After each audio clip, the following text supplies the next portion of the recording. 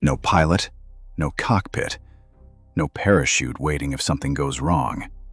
Just a screen, a joystick, and a war being fought 7,000 miles from home. This is the war nobody sees coming, because it never had a face to begin with. 5 countries, 5 different reasons to build it. One machine that has quietly rewritten the rules of who can kill, from how far away, and for how little money. This is the drone war nobody is talking about. For decades, the drone was a spy, not a soldier. The United States built the Predator to watch, not to strike. A set of eyes that never got tired, never needed to land, never had a family waiting for a phone call. Then someone asked a different question. If the drone can see the target, why does a human still need to pull the trigger from inside a cockpit? The Predator became the Reaper. Bigger, faster, armed. A machine that could fly for 20 hours straight, climb to 50,000 feet, and strike from over 1,000 miles of range without ever putting an American pilot in the sky. On January 3rd, 2020, that machine did something the world had never quite seen before. Near Baghdad International Airport, an American MQ-9 Reaper fired on a convoy carrying Qasem Soleimani, the commander of Iran's Quds Force, one of the most powerful military figures in the Middle East. He was killed instantly. So was Abu Mahdi al-Muhandis, the deputy commander of Iraq's Popular Mobilization Forces. No invasion, no boots on the ground, no pilot risking his life in hostile airspace. A senior military commander of a nation-state killed by a machine controlled from a screen on the other side of the planet.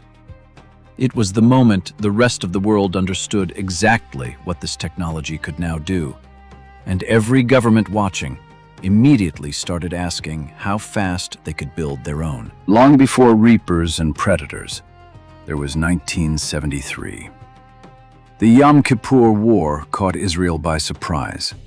A surprise that cost thousands of lives and shook the country's entire military doctrine to its core.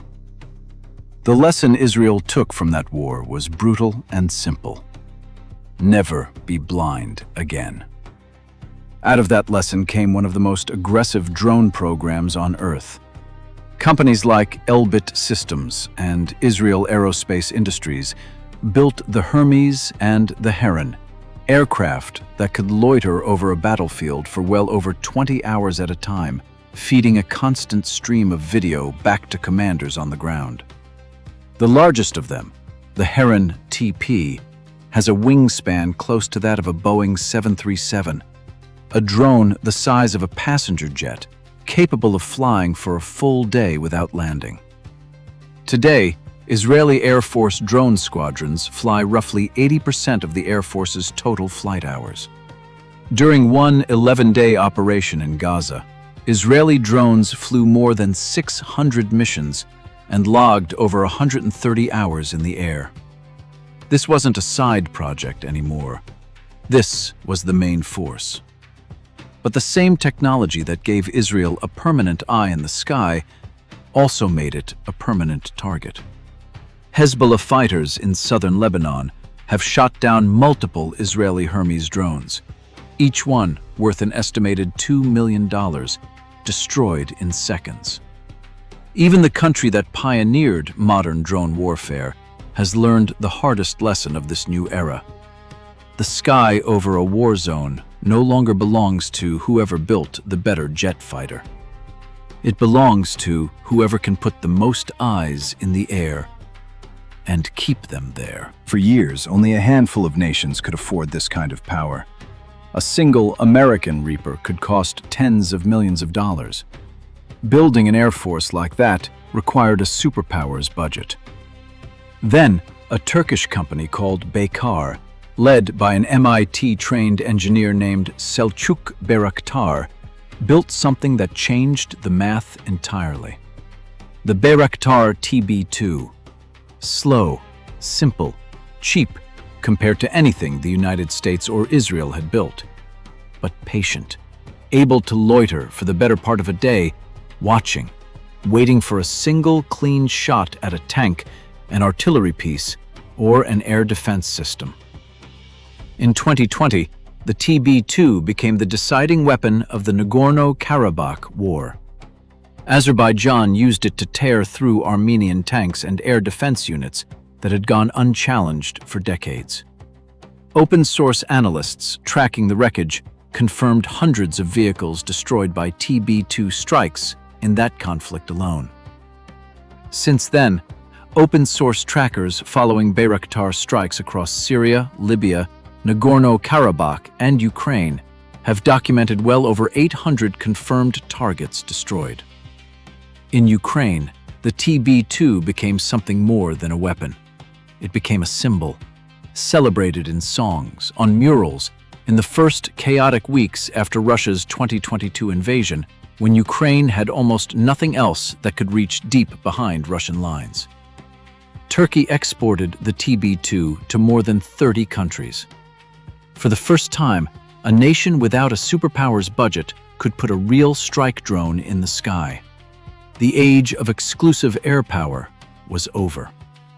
If Turkey proved that drones could be affordable, Iran proved something darker, that they could be disposable. The Shahed 136 is not built like a fighter jet or even like the TB2.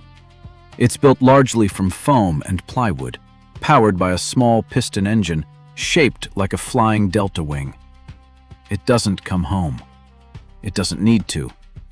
Its target is its final destination. Each one costs a fraction of a modern air defense missile. Reported estimates put it somewhere between $20,000 and $50,000. Compare that to a Patriot interceptor missile worth several million, and the math tells you everything about the strategy. Iran supplied its Shahed design to Russia, which began mass-producing its own version, the Jiran 2, inside Russia itself. What started as dozens of drones a week became hundreds, then over 1,000 a week by some counts. By the summer of 2025, Russia was launching Shahed-type drones at Ukraine in record numbers, over 6,000 in a single month, with one single night alone seeing more than 700 drones launched at once.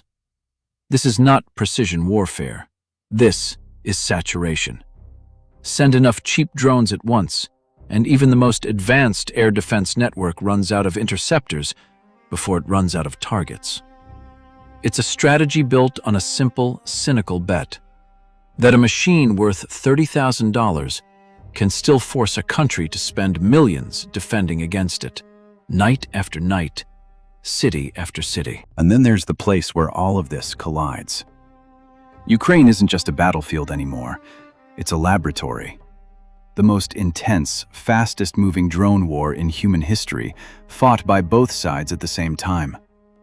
On one side, small first-person view drones, cheap enough to be nearly disposable, flown by soldiers wearing video goggles, diving on individual vehicles and even individual soldiers with terrifying precision. On the other, an entire defensive ecosystem built specifically to stop the Shahed swarm. Patriot batteries, mobile machine gun teams, electronic warfare jamming GPS signals, and interceptor drones hunting other drones in mid-air. By some published estimates, Ukraine's layered air defenses now intercept somewhere between 80 and nearly 90% of incoming Shahed-type drones on a given night. It's a staggering success rate, and it still isn't enough to stop the war from grinding forward one drone at a time. This is what modern war looks like now. Not two armies charging across open ground, two sides staring at each other through cameras, thousands of small machines doing what soldiers used to do, while the humans who built them sit somewhere safe, watching a screen. 5 countries, 5 different paths to the same conclusion. The future of war doesn't need a pilot. It needs a battery, an algorithm, and someone willing to press the button. The United States showed the world it could kill a general without ever entering his country. Israel showed that permanent surveillance could become permanent power.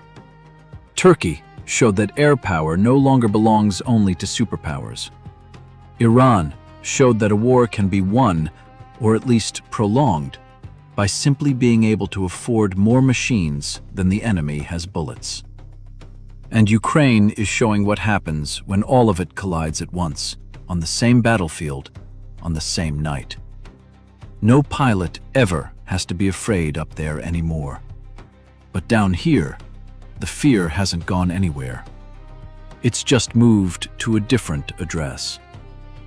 Where every conflict has a cause, every border has a cost, and every war leaves something behind.